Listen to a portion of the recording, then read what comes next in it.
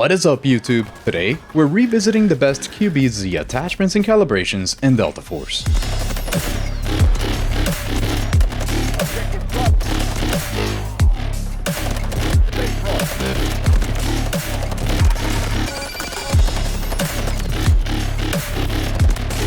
The QBZ just got a huge buff in the March 20th update, and it's now one of the most rewarding rifles for accurate players. It fires at 679 rounds per minute and deals 22 damage per shot, giving it a 353 millisecond time to kill at its optimal 40-meter range. But on the update, there's a new 1.2x upper chest multiplier, which means that hitting all your shots to the chest drops the time to kill down to just 265 milliseconds. That's a massive improvement and makes this gun feel way more competitive. This build extends that optimal time to kill range from 40 to 46 meters, giving you more room to take fights at mid-range. The magazine size is bumped from 30 to 45 rounds, making it harder to be caught reloading. Muzzle velocity is slightly increased from 550 to 576 meters per second, which helps shots land faster and lets us calibrate the gun for better handling stats without hurting the weapon. The previous QBZ build struggled a little bit with handling, but thanks to this update and some tuning, that's no longer the problem.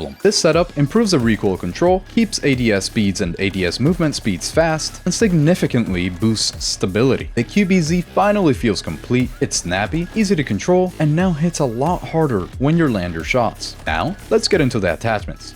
We begin with a blank QBZ, and we go from the front to the back, starting off with the barrel, where we put on the QBZ95-1 longbow barrel combo. This is what increases our range by 6 meters, gives us quite a bit of control, decent amount of stability, and our handling is hurt just a little bit, but don't you worry about that, we are going to fix it. Next is the muzzle, where we put on the Sandstorm vertical compensator. This helps out a lot when it comes to vertical control, and it also helps with the firing stability and the firing camera stability. So it's only upsides, and the handling only gets hurt by -2, which is a very tiny decrease to your ADS speeds and movement speeds. Then, on the foregrip, I have found that this tiny CR Prism hand stop here increases the firing weapon stability by so much that now you'll have a very easy time controlling the weapon. This, plus the buff that it got to the base firing weapon stability, makes it much easier to control. So let's put it on. Now, so that we have more spots for our attachments, let's change the handguard kit here to the 95 longbow platform kit. As you can tell, we get a whole bunch of new slots, which are going to come in quite handy. Now that we have that on, let's put on the DD Python handguard panels on both the left and the right patches here, so that we can keep our handling nice and high. You can't really do anything with the left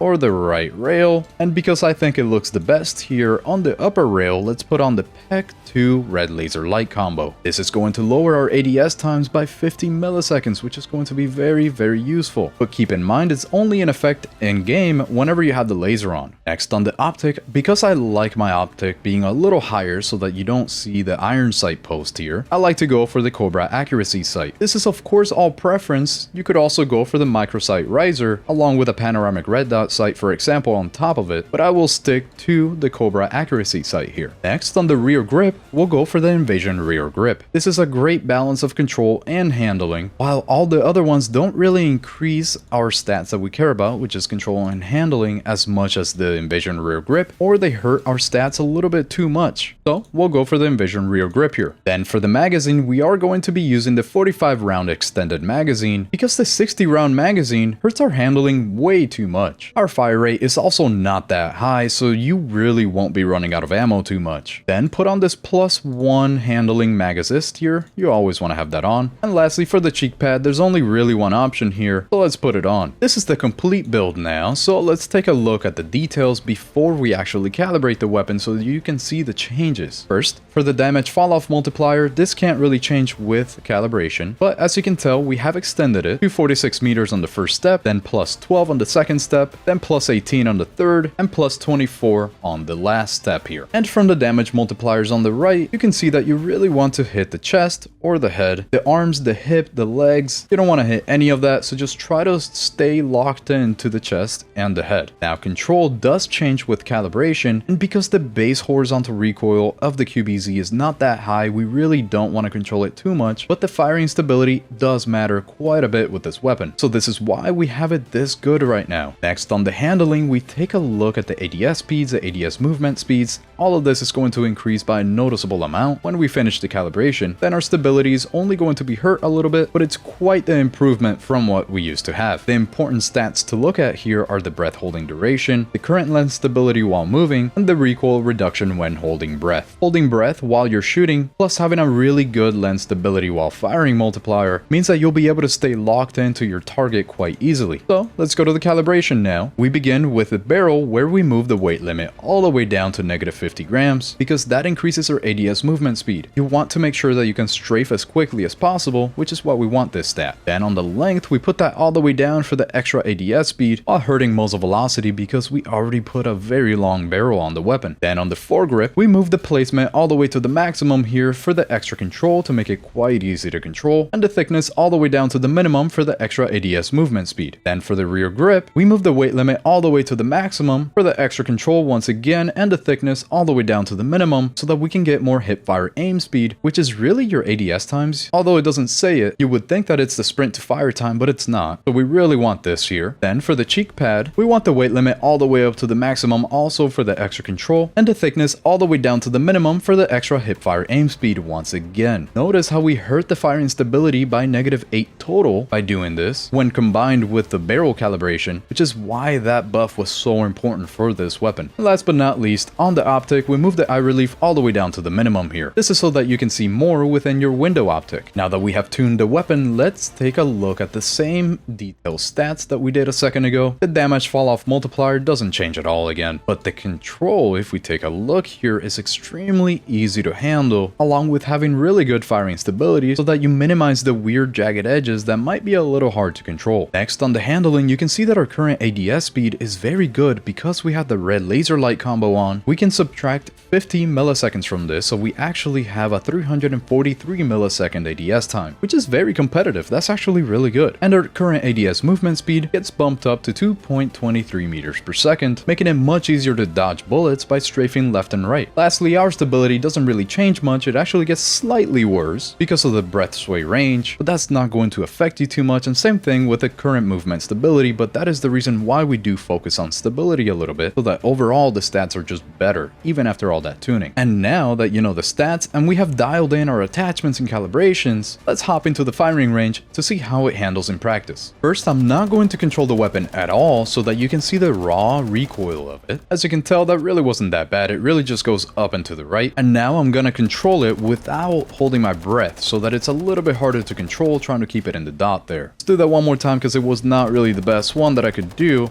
Let's just keep it right here around this dot area. It's a pretty good spread, I think. But now let's hold our breath, making it much easier to control the whole way through, keeping pretty much everything inside of that little dot. I think you'll find that you will have a way better time controlling this one now, and you're going to have a better time using it at pretty much every single range. The QBZ used to be a really good weapon, but it wasn't that great due to the sacrifices that we had to make. But now that we have so much base firing stability, we can actually make sure that the handling is really good. That plus the 1.2x multiplier to the chest really bumps up the QBZ to a new tier in my opinion. Now that we have the build locked in, let's jump into a crazy fast knife edge match to see this setup in action. Enjoy! We are enshafted today, playing as D-Wolf for our assault class instead of Iron this time. I've been playing him a little bit too much lately. See what we can do here with the QBZ. I got you from the back. Good, good, good. We gotta get on this point, make sure that they don't get it yet. Somebody behind that, there always is, so I'm just gonna throw this. Yep, there you go. Flushed him out. Nice. Perfect spot right now. There's somebody else right where I shot those initial rockets. They're right here. Come on. There you are. Oh, no! Wait, how'd you know? How'd you know? What? How did he know? We got 45 rounds on this QBZ, just like the first build. Let's see. I saw her shooting, the little tracers gave her away. I do think that 45 rounds is pretty much all you need on the QBZ because of the rate of fire. You think that 45 rounds is pretty much all you need. Okay, hold on. Wait, I can't believe I got him. And you too. Good. Let's do it. Doing so good at the beginning here. This patch that happened March 22nd really addressed every issue that I had with the QBZ. Ooh, I hit it. Good. He almost got me. He almost got me. I think if he would have shot me one more time, that would have been it for me. As you can tell, it's really easy to control at this range too. Let's try that again, see if he pops out. Maybe we can challenge him at this range. Definitely doable. That is... how many meters away? That is 126, 128 more or less. Oh, I hear you. Oh, they see me. No. The enemy is attacking objective Alpha. He knows. Okay, good, I got him. Who's shooting at me? Oh, it was you. Really good at head glitching too. I don't think I'd be able to do it from here. I'm way too low. Still got him with my rockets. This guy is trying to heal up his teammate. Let's get behind cover behind this rock. We'll never know I'm here. Never coming out of that smoke, is he? Oh, I see you now. There we go. I straight up think that the QBZ went from like a B- type of weapon to around an A- now. It just jumped up a whole tier because of these changes. And I keep not mentioning the changes, but let's talk about them a little bit here. Let's put some numbers behind them. As you can tell, we're doing... never mind, I just died. On March 20th, there was a little update, and it buffed and nerfed a couple weapons. QBZ being one of the buffs. Now, part of the issue that I had before is that the weapon firing stability was way too low, the base one, the one that you can't improve. It's really what the weapon comes with. It was way too low. So you had to use a lot of attachments just to be able to make sure that your firing stability was good enough to be able to shoot with this thing. And why did this guy throw a smoke there? Probably to revive him, huh? So them addressing the firing stability makes you able to have way better control. Because I don't know if you've seen my previous builds. If you have, you'll notice that for the QBZ, I had really bad handling on that one. That was just the only way to make sure that the weapon was stable enough to actually shoot. And a 450 millisecond ADS time is pretty much unacceptable. I almost killed myself with that. Oh, I got him. Nice. Let me use my ultimate here. Maybe I can keep living. Somebody else. But now that the weapon firing stability is higher, just by default, you don't have to use so many stats, so many attachments just to handle that. Got him. Good. And the second major change that happened to this weapon is that... whoa. Hold on, let me get up. Maybe I can continue my sentence if I don't die here. The second major change that happened to the weapon is that they added a multiplier to the chest. Which means that I'm dead. So now you do 26 damage whenever you hit somebody on the upper chest area, which obviously drops the time to kill by a lot. So to put some numbers to it, you're going from 300... oh, they're right there. Yes. They have no idea. That's so funny. You're going from 353 milliseconds time to kill to the upper chest like before because you were only doing 22 damage. Whoa, whoa, whoa, whoa, whoa. Hold on, hold on. There's too many. There's too many. Oh my god, how am I alive? That's insane, actually. That's crazy. But yeah, like I was saying... oh, there's 3 of them there? Oh, I think I'm gonna die from that, aren't I? They don't know. They don't know. They don't know that I'm still alive. Just one more. Yes, there we go. Yes. So now, just like you're doing, still to this day, you're only going to be doing 22 damage to the arms and legs and such. But before, it used to be that you only did 22 damage everywhere, even to the upper chest. So now that we have a 1.2x multiplier to the upper chest, time to kill drops by a whole 100. You go from 353 milliseconds, you're going all the way to 265 milliseconds to the upper chest. Within the 46 meter range, of course. See you. Just heal up here for a second and then I'll challenge him again. You can do stuff like this. Make sure that you have enough ammo. Whoa. Taking me a while to get used to the game again because I was on a around 5-day vacation. And I swear, even the mouse, just using the mouse is so much harder when you haven't used it for a while. Get a third kill here. There we go. 45 rounds. Enough. Definitely enough rounds. See you. I'm in such a great spot. I can't believe they haven't killed me yet. Look at this range here. He stays there. Yep, there we go. 95 meters. Super easy.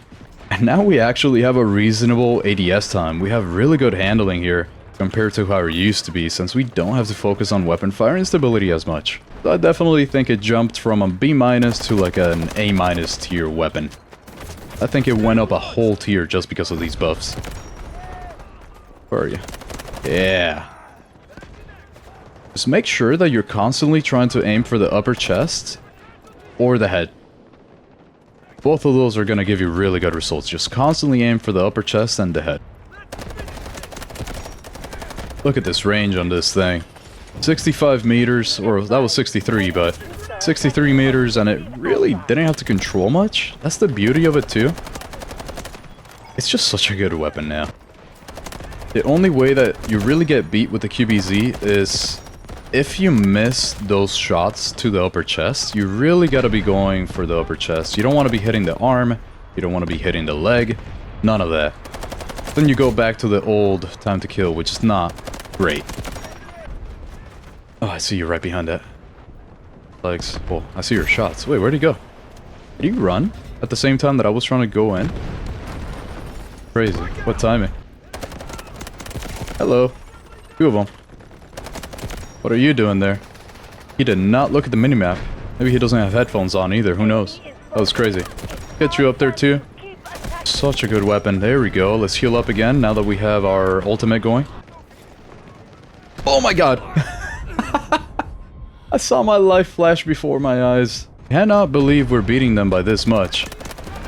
Defense on the first point really does seem to have quite a bit of an advantage. I don't think we should be beating them this easily here. I already got 55 kills-ish? Let me check. Yeah, 55 kills with the QBZ on the first point. There's only 19 tickets left over. Way too crazy of a hold. Just trying to get them as they spawn off of that thing. That's crazy. I cannot believe that we're about to win, that we just won so quickly. It was way too fast of a match there. I think that was only 16 minutes. But we did end up with 56 kills, only 8 deaths. That was absolutely insane. But that's the QBZ. It's such a good weapon now. Definitely around that A- tier. In the comments down below, let me know what you thought of this build for the QBZ. Leave a like if you enjoyed this video. I will see you on the next one. I will out.